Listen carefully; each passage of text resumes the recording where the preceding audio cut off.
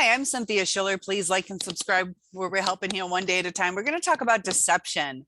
So there's a concept of lie deception, and that's both physiological and psychological. It's just a phenomenon that kind of plays an important role within this truth finding process. A lot of us are trying to figure out what exactly is going on, what's happening, what do we trust, what don't we trust. So this physiological phenomenon occur as reactions to stress or fear.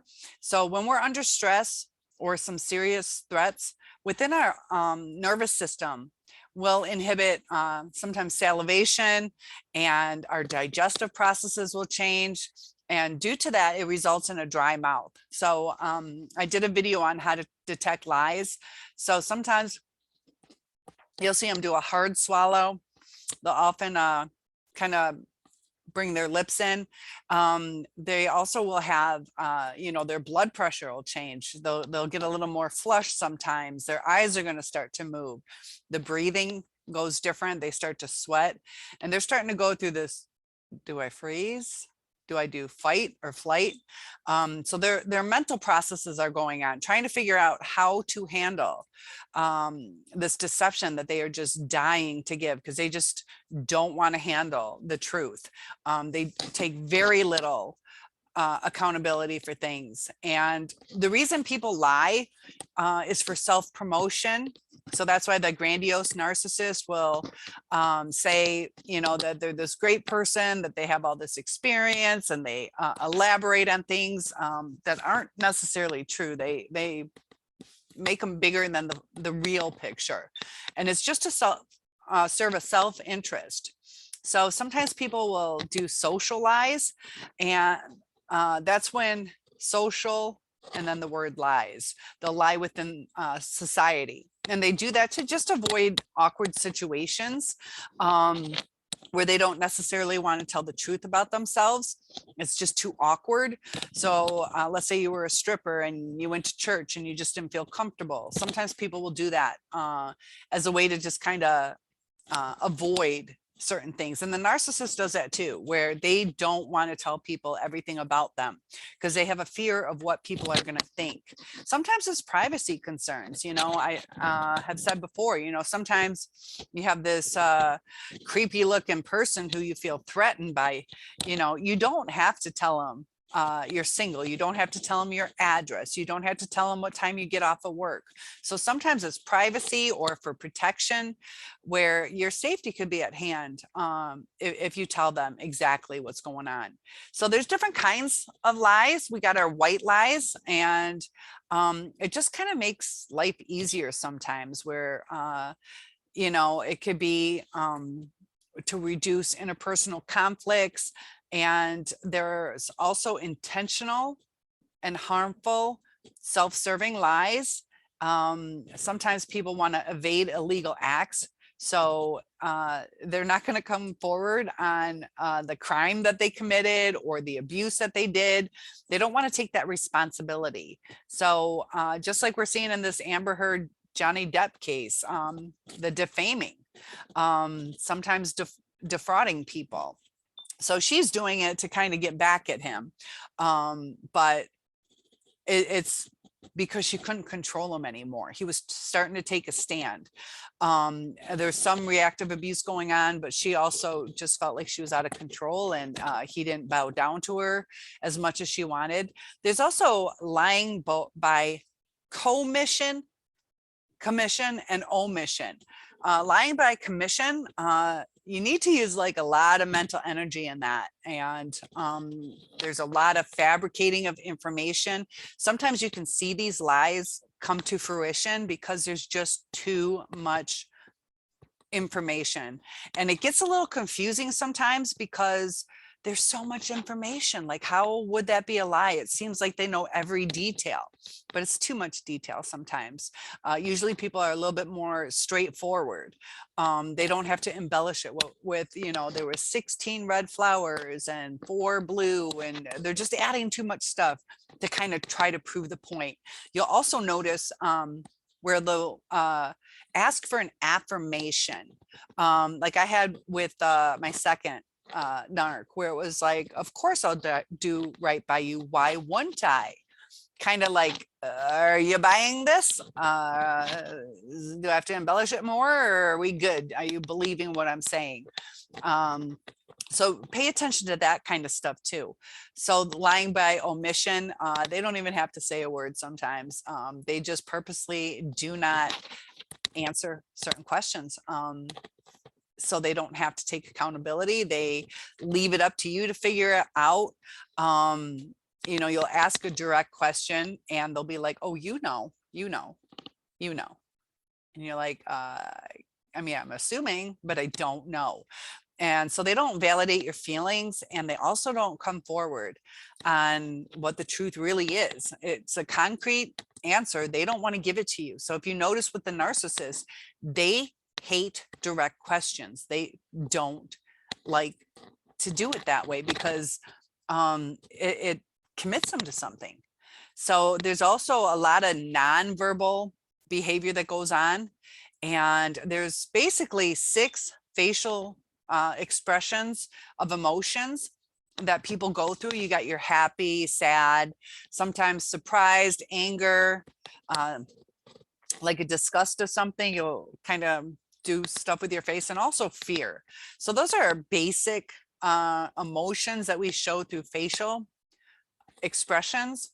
And the narcissist just loves to play with emotions, and they'll pick up on our traits. You know, they can tell when they're starting to change who we are. They love controlling our emotions. They love playing with them. They'll hurt us, and then they'll coddle us sometimes, or abuse us for a while, and then they'll make up for it and it's when their need is surfacing. So sometimes it might be they want dinner, but other times it might be a favor. Other times it might just be the supply to like, I controlled you. I punished you for a while, and I'll let you out the hook. I'll get that trauma bond going. So this is the thing though, like a lot of studies have been done on how accurately liars can be found out. How capable are people to recognize it. And they notice that people are better at lying than they are at detecting it. So manipulators, those are the people who score high in social skills. They know how to play things. So they're kind of actors. They know how to have emotional control. They have the ability to conceal their true feelings sometimes. Narcissists will act out. They will have those rages, but for the most part, they're sitting there listening to things that you're saying, trying to get information so they can throw it back at you. So it's just a like survival technique, how to get exactly what they want. So now these are some guidelines for detecting deception. And it's good to kind of be suspicious. If your gut's telling you something, there's probably a reason why. And be really cautious not to give them important or relevant information, because you want them to tell you the truth. You don't want to give them where they, oh, yeah. So instead of saying, did you go to the school today? You could say, you know, where were you today? I mean, worded a little different, but instead of giving them a direct that you want to know if they're at the school, ask it in an indirect way to where they have to provide the answer. So do some probing, you know, use some, like read their faces, read their body language. It's really good to ask them to repeat what they've said before. So it's hard to remember lies. So by rewording it in a different way, or having, they should be the ones who are the ones repeating it. So say, I'm sorry, what was that again? but do it later on in the conversation. Like, where was it again that you went today? To kind of verify, see if they slip up. Sometimes, you know, depending on your situation, you might even be able to do that weeks or months later, and compare their behavior with their natural behavior, which is their baseline. Are they usually like really jumpy? You know, some people are sweaty. Are they normally sweaty, or are they fidgeting more?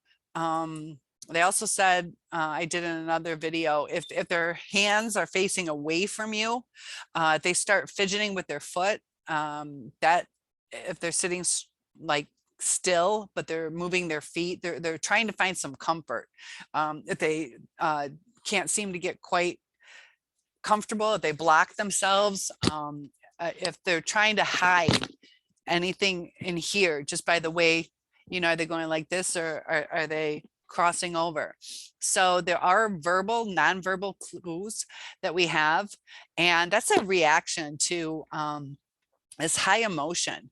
And sometimes they'll get a little stressed, like, I got to really think this through, because they got to project what you're going to come back at them with. They have to remember it. They have to make it make sense. They have to think of the timeline, and often it will mismatch. Sometimes their context of speech will be in the past and then the present, I, and then my, first person, third person, where it's starting to not have a normal flow to it. And, you know, encourage them to talk, let them, you gotta be quiet, you gotta listen, don't call it out right away. Let them make their story, let them make that bed they're gonna lie in. And then they're gonna see what sometimes what we do is we'll be like, wait, you went to the school, wasn't it closed today? So then like, oh, I got to do a whole new story. Oh, you're right, I meant, did I say school? So if you let them talk, they'll like, oh yeah, Mr. Johnson was there, and we had, oh my gosh, did you know their coffee pots broke now and broken? So they're gonna hang themselves if you let them talk. So try not to cut them off, or that's hard. Sometimes we want to catch them in that little lie, but it is what's more important, the little things like, was there really a coffee pot at the school? I thought they didn't drink coffee. So you want to get the big picture. You want to get the answer to the question that's important to you. So let them talk. So there's going to be some vocal characteristics. Be careful with teenage boys, because the voices do crack. But a narcissist, you know, or just liars in general, there's going to be some speech hesitations. You're going to get a little nervous, or thought process is going to be going on. They're going to have changes in their voice, pitch of their voice. If they get a little excited, they are feeling that adrenaline rush, like, oh crap, I can't mess up. So their pitch might be higher. Their speech rate, are they starting to go super fast? Are they going slow? It's just a change from their baseline. And frequent pauses. Also, the length of the pause makes a difference. That shows that they're trying to fabricate something often. And there's also some nonverbal behaviors. A lot of times they'll like look for reassurance. Sometimes the blinking, facial characteristics, are they like if you say, did you cheat? And it could be other things too that people do. Did you steal? Did you do this? Did you not pick up groceries? But if they're like if they I gotta word it the right way. Normally if they're like no, I didn't do it, you're gonna shake your head, but they're gonna be like, no, or I'm sorry, where they're like, yeah, I did. So it's not matching up, because normally you'll nod your head, and if you didn't do it, you'll do it the other way. So is the yes and no matching up with the way they're moving their head? And that's an important one. So hand finger movement, sometimes they're going to fidget, like I said, with the legs, the feet. Are they trying to feel comfort? Are they getting a little meek? So their upper body, are they going to shrug like, of course I didn't cheat, but it's kind of like, oh, I don't know what to say. So watch out for that thing, those two, and just all that shifting and rearranging is really a telltale sign. So as you go through these relationships, there's definitely things to look out for. They did studies on cops who feel that they're better at detecting things. They did it with trial attorneys and judges. A lot of times the success rate is around 60% for them. Your layman, regular people, it's around 40%. And it's harder to detect lies. So definitely look for those clues. A lot of it is just the speech patterns, all of it put together. If there's like one or two, chances are they may not be lying. But when it all adds up, especially if they can't remember the story right, they go between different first and third person, go with your gut and let them speak it out, and then question them. That way you have a lot of material that you can go back on, and we're taking it in. They're making it up. It's hard for them to, like, what did I just make up? But take in exactly what they say so you know what to question. Be careful on the word choices. It's not the best example, but did you sleep with that person? It gives them a way out. They can say, I did not sleep with that person, because they were messing around. They never fell asleep. So use the narcissist is really good at words. They know what words will confuse you. They know which speech patterns will confuse you or get them out of having to take accountability. So please like and subscribe. One-on-ones are available, and topic requests are always welcome. See you in the next video.